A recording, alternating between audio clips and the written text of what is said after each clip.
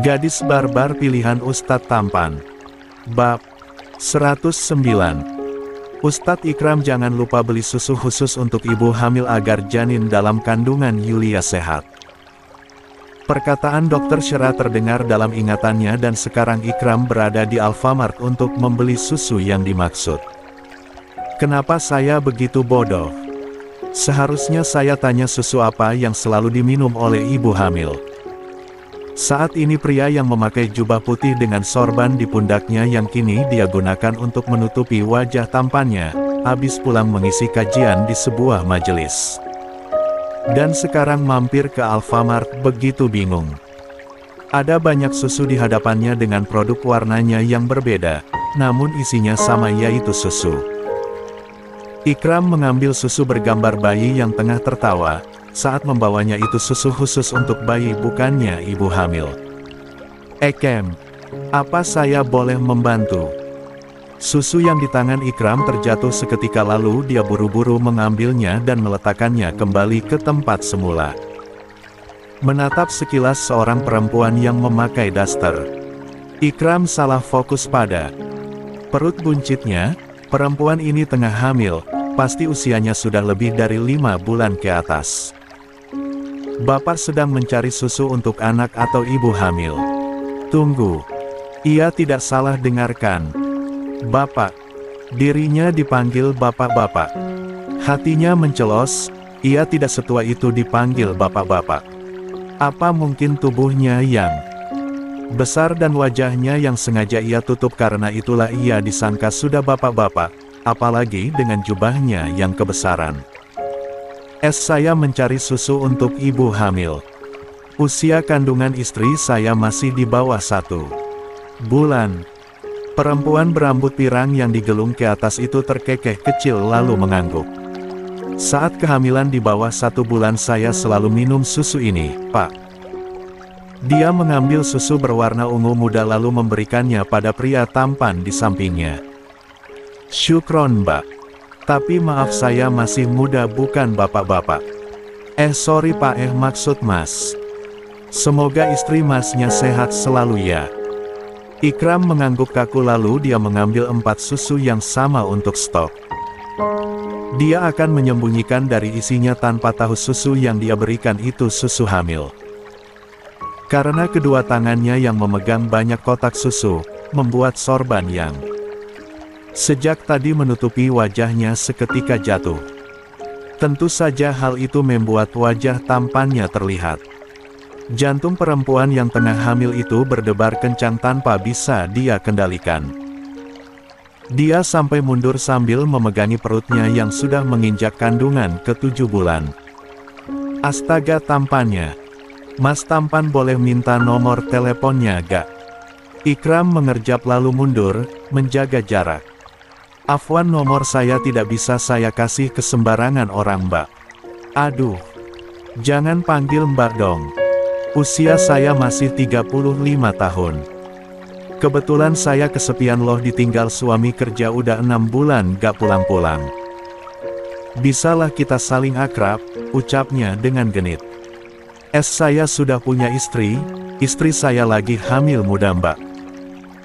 Ikram semakin mundur sampai akhirnya dia harus terjatuh karena terjungkal ke belakang karena tersandung jubahnya sendiri. Astagfirullahaladzim. Perempuan itu tertawa kencang, tidak menyangka reaksi pria itu setakut ini padanya. Canda Mas, Masnya serius amat jadi orang. Saya setia sama suami walaupun Masnya tampan. Banget mirip orang Turki campuran orang Arab. Ikram buru-buru pergi ke kasir sambil membawa 5 kotak susu meninggalkan perempuan hamil itu yang terus tertawa. Ikram malu. Bisa-bisanya dia jatuh. Untung saja hanya perempuan hamil itu saja yang melihat. Setelah membeli susu ibu hamil Ikram pergi dari Alfamart sambil memegang plastik putih itu dengan senyuman yang sejak tadi tidak pernah pudar. Sebenarnya lagi ia akan menjadi seorang ayah. Ia sungguh tidak sabar menunggu bulan terus berlalu. Waktunya hanya 9 bulan kan sampai istri saya melahirkan. Ya Allah, pasti Dedek. Bayinya gemesin nanti. Namun senyumannya sedikit luntur saat istrinya belum tahu tentang kehamilannya sendiri. Apa yang harus saya lakukan agar istri saya menerima semua takdirnya? Ikram mulai menjalankan mobilnya, lalu beberapa menit kemudian dia sampai di rumahnya. Tidak mau istrinya mengetahui ia membeli susu untuk ibu hamil, Ikram menyembunyikannya di kursi belakang lalu keluar sambil memegang kurma yang tadi saat kajian diberikan oleh panitia. Dia tidak memakannya karena sengaja untuk istrinya makan. Pasti istrinya suka. Akhirnya Mas Ubi pulang. Teriak seorang perempuan memakai abaya hitam dan kerudung coklat berlari mendekat. Ikram seketika ikut berlari dengan wajah panik mendekati istrinya. Sayang, Mas kan udah bilang jangan lari-lari, nanti kamu jatuh gimana? Yulia tidak peduli, dia langsung melompat membuat Ikram dengan sigap menahan pinggang istrinya agar tidak jatuh. Ikram terus dibuat jantungan karena istrinya ini selalu saja aktif. Mas tahu gak sore ini aku buat apa? Tanya Yulia sambil menggerakkan tubuhnya ke kiri dan ke kanan, lalu melingkarkan kedua kakinya ke pinggang suaminya. Ikram terkekeh kecil, dia mengusap pipi istrinya yang penuh dengan krim lalu memakannya. Kue.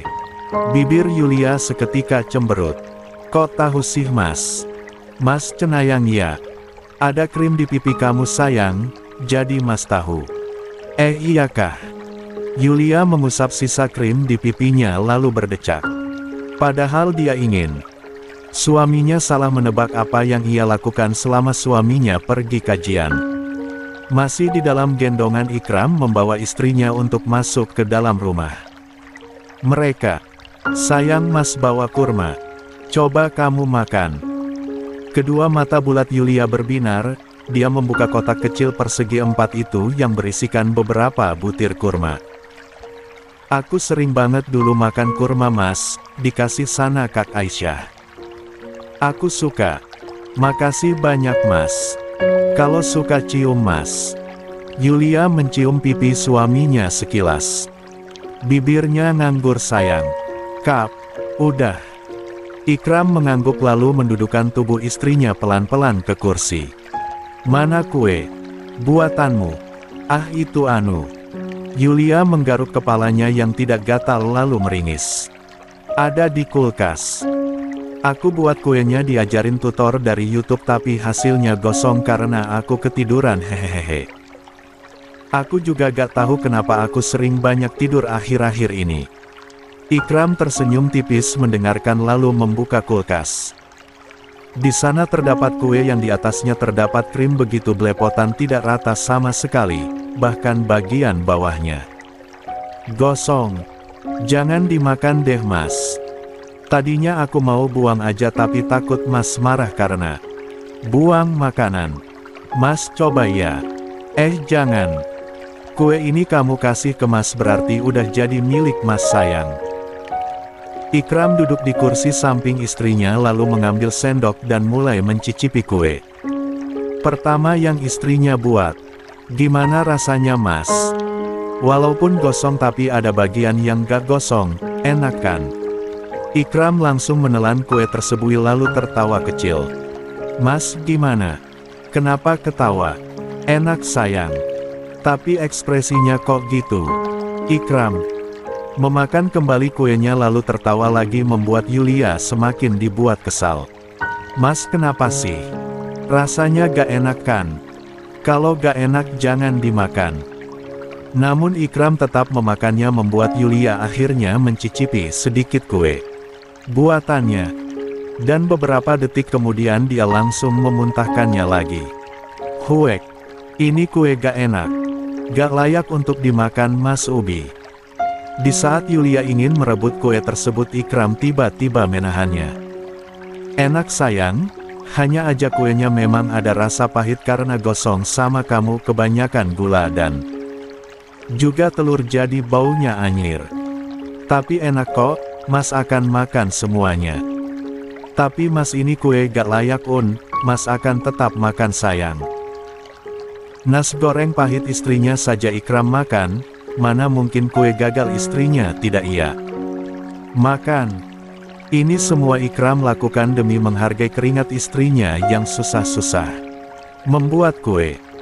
Selesai menghabiskan kue buatan istrinya, sedangkan Yulia menemani suaminya sambil memakan kurma.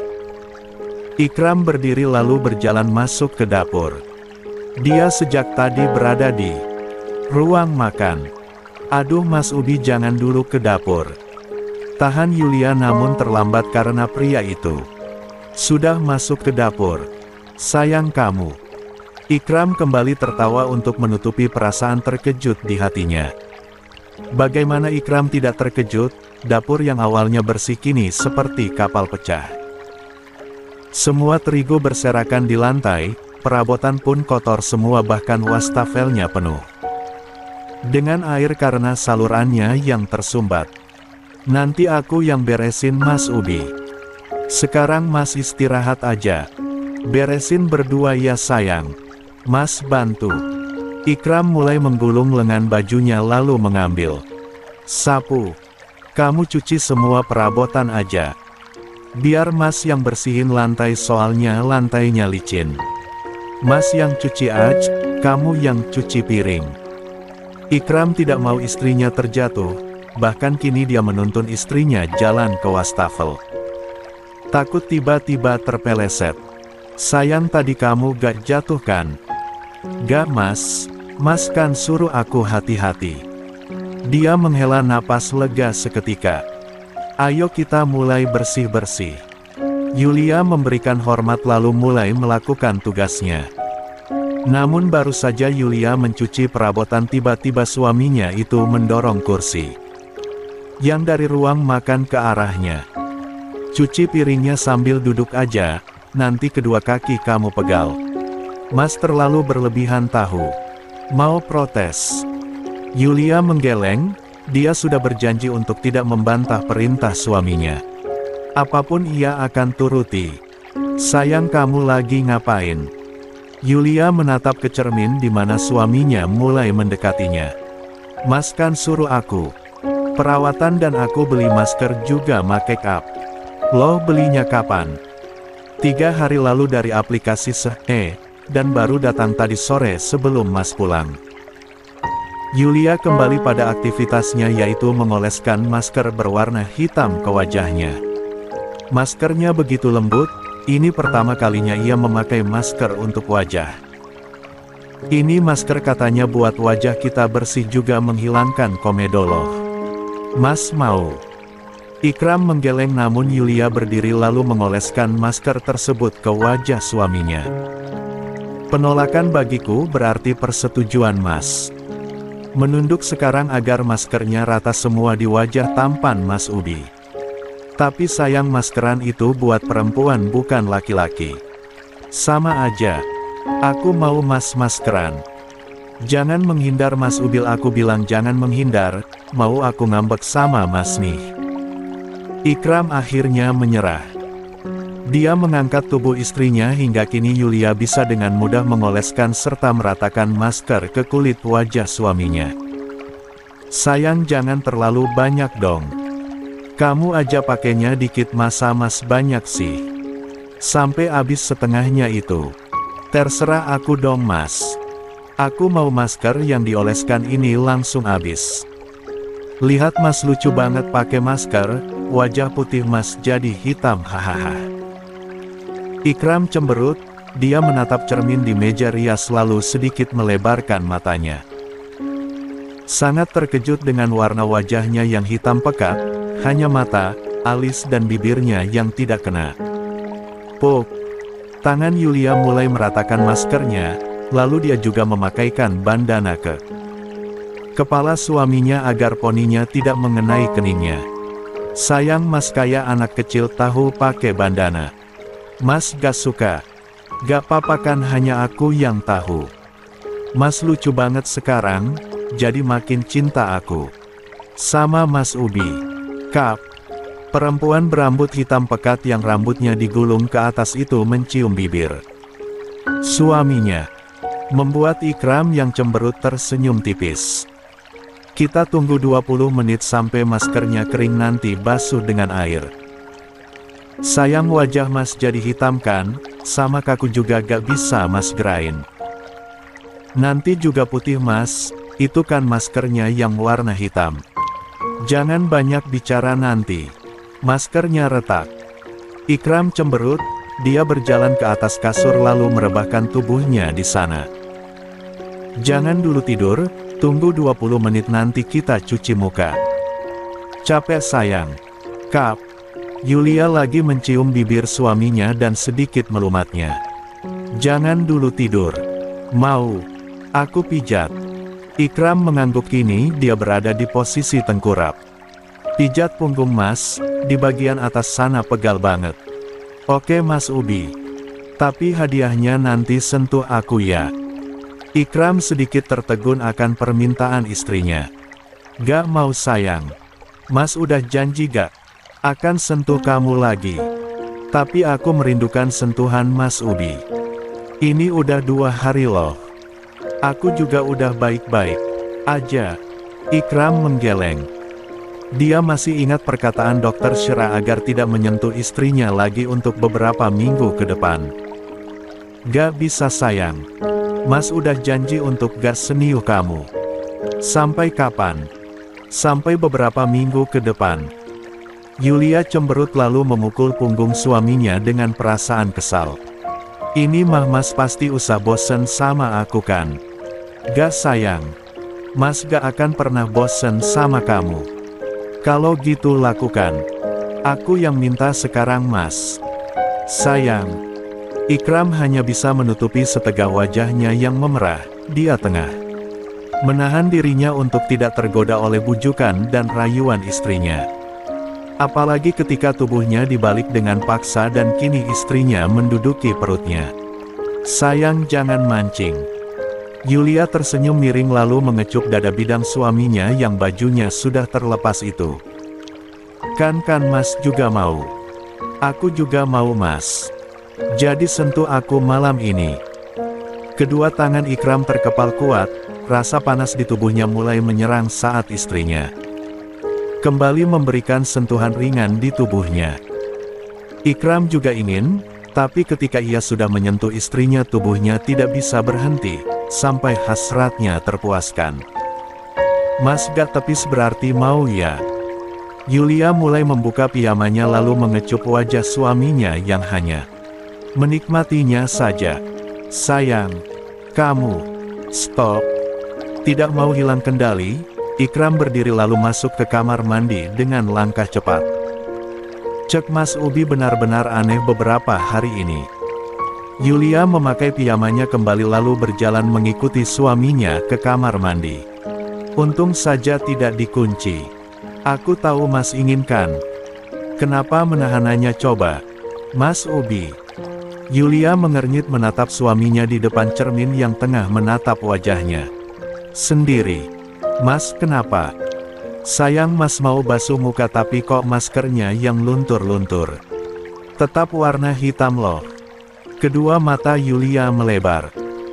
Dia mengambil air lalu mengusapnya ke wajah, menggosok pipinya yang ternyata masker hitam itu tidak bisa luntur dari wajahnya. Mungkin aku salah masker Mas. Aku asal check out waktu itu, ringisnya sambil menyengir tanpa dosa. Sayang.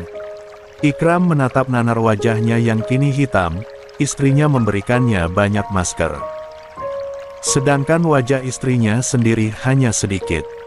Maaf hehehe, aku salah Mas. Mungkin harus pakai minyak agar bisa luntur. Sayang yang bener ajal. Ikram mengambil sabun cuci wajahnya dan menggosoknya ke wajah namun masih tetap sama, maskernya tidak bisa luntur seperti cat. Sayang. Kini mata Ikram berkaca-kaca, dia tidak mau wajahnya seperti ini. Apalagi terlihat seperti cat warna hitam pekat. Yulia memakai sabun cuci wajahnya lalu menggosok ke pipinya. Wajahku mulai bersih. Nih Mas. Pakai sabun cuci wajah punyaku coba. Namun saat menggunakan sabun cuci wajah milik istrinya masih tetap sama, padahal kini Masker di wajah istrinya mulai menghilang sedangkan di wajahnya belum. Sayang, ini gara-gara kamu kasih banyak masker ke Mas. Jadi lihat maskernya gak luntur-luntur. Ini bukan masker asli tapi masket abal-abal. Yulia meringis merasa bersalah. Tapi ia lega karena masker di wajahnya sedikit luntur walaupun tidak sepenuhnya, mungkin karena ia memoleskannya sedikit berbeda dengan suaminya yang begitu banyak. Kalau gak bisa mau aku gosokin pakai sikat, ujarnya dengan wajah polos.